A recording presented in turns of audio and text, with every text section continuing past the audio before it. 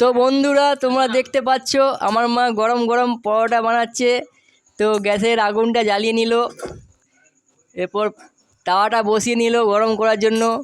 আর এখানে পরোটার লেয়ারগুলো রাখা আছে, আগের থেকে বেলে নিয়েছে, তেল ঢেলে দিচ্ছে বাটিতে। তো মা আমার কি বলবে তোমরা শুনে নাও একবার। এবারে পরোটা হচ্ছে, আমি এবারে তা তেতে গেছে, এবারে পরোটা দিয়ে দিলাম। এরপর এবারে হচ্ছে উল্টাতে থাকছি।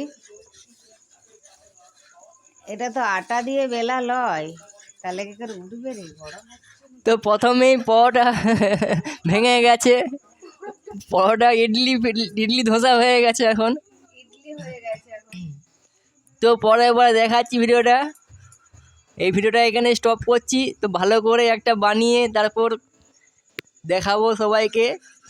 তো মা বানাবে আর কি, আমি তো ভিডিও করছি শুধু।